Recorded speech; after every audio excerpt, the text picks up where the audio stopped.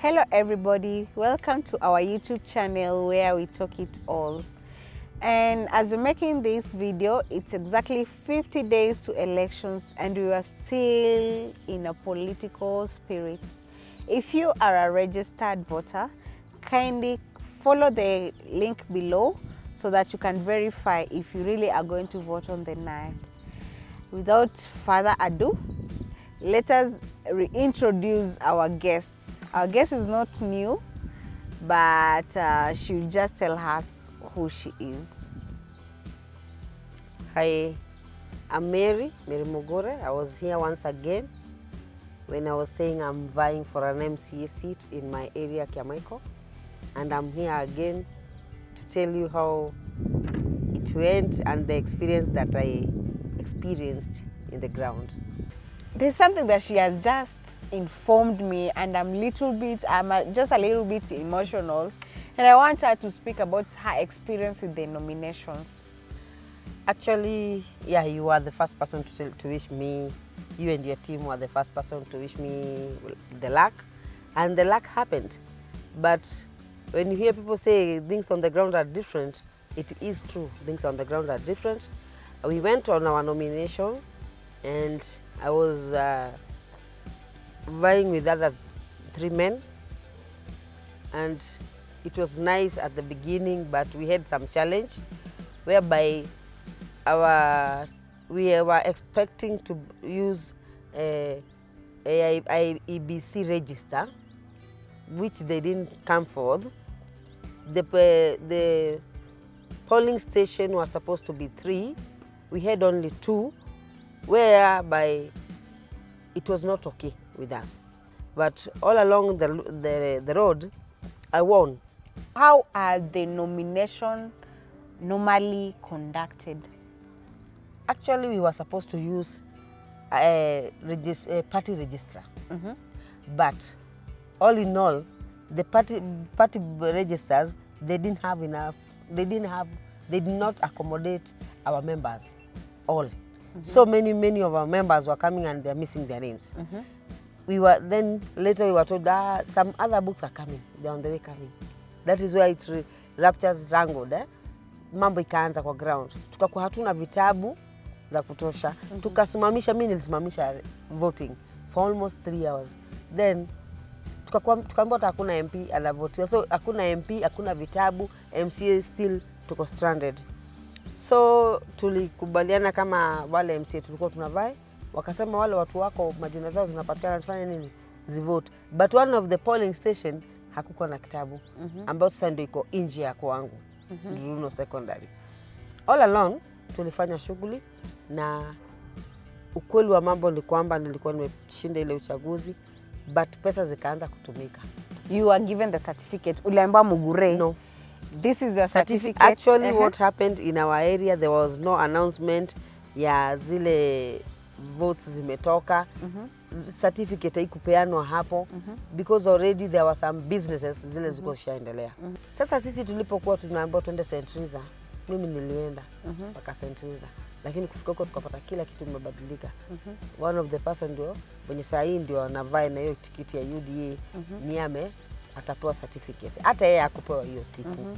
Because there were so many things zenye ziko zinaendelea mbele ambazo zilikuwa correct. So me I just agreed, mimi sikutaka mambo mingi na still sikuwa najipiga kifua ati ni lazima nishinde. Already nilikuwa nisha train roho yangu. Something different might happen, so I have to be on the safe side.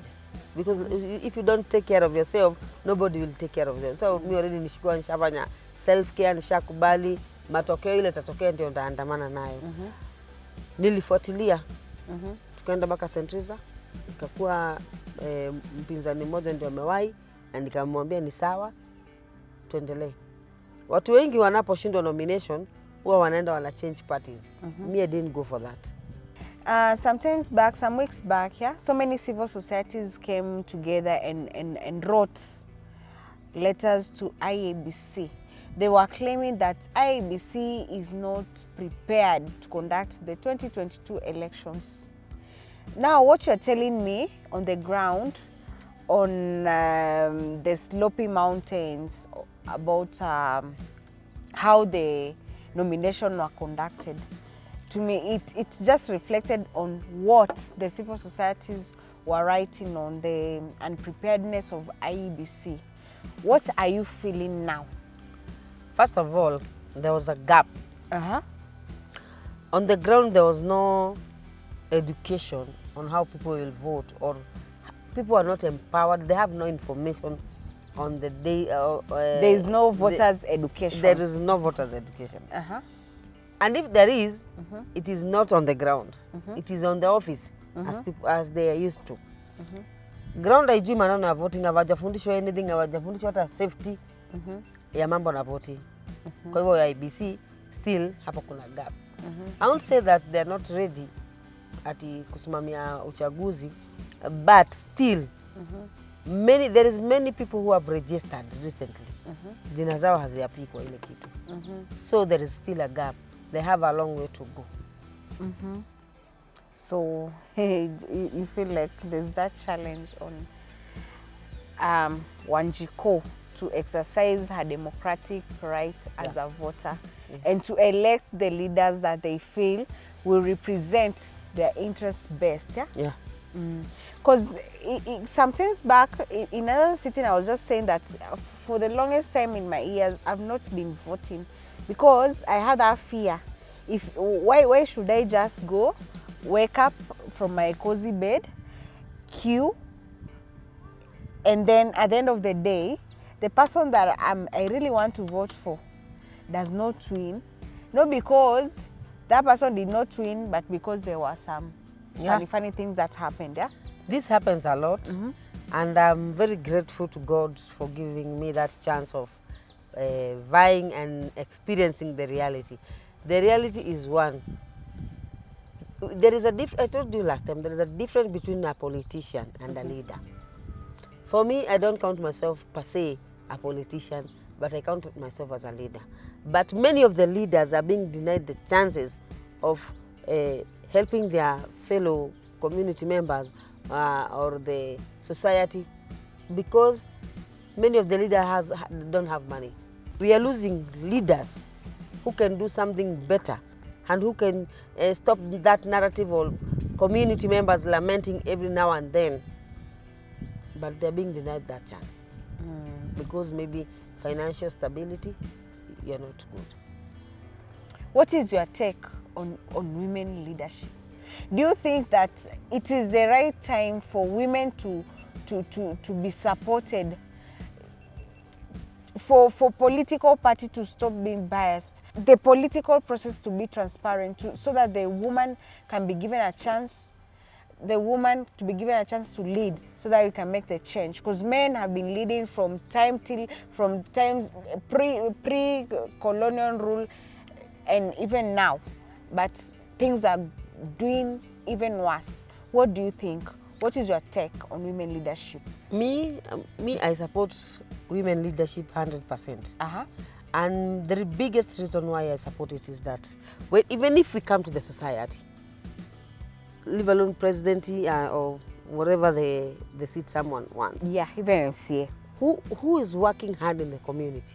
A woman. Yeah. Who is working hard to make sure children and everything are good? Woman.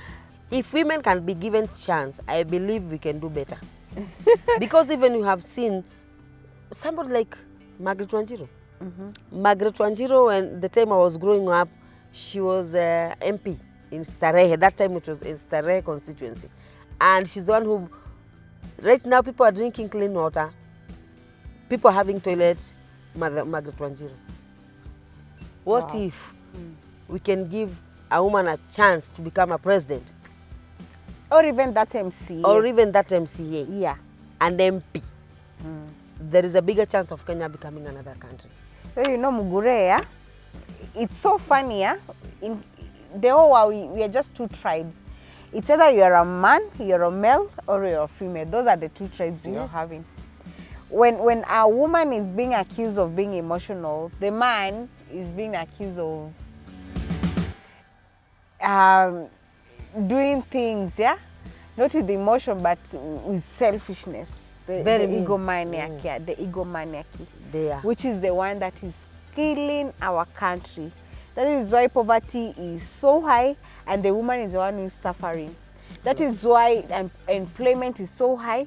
The woman is still the one who is suffering, because the woman is the one that is nurturing. The woman is the one who is having children. The woman is the one who has the burden of the family on the shoulder. I really fear for vulnerable women. I work for Bar Hostess Empowerment and Support Program. It is an organization that deals with issues to do with all vulnerable women, including sex workers, minority women, and even women that are in the rural place. And we, from time since 1998, yeah, we have been really fighting for better policies. We have really been fighting to see that these women, these vulnerable women, rights are upheld.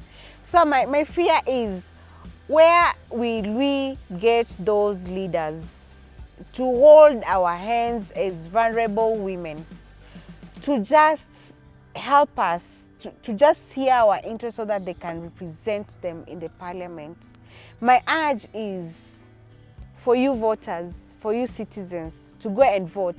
And you are going to vote, you vote it right. And for the IEBC, we are just hoping, that you're going to be so prepared for those 50 days. Peace, love, and unity. Peace, love, and unity. Vote wisely. And that's it for today.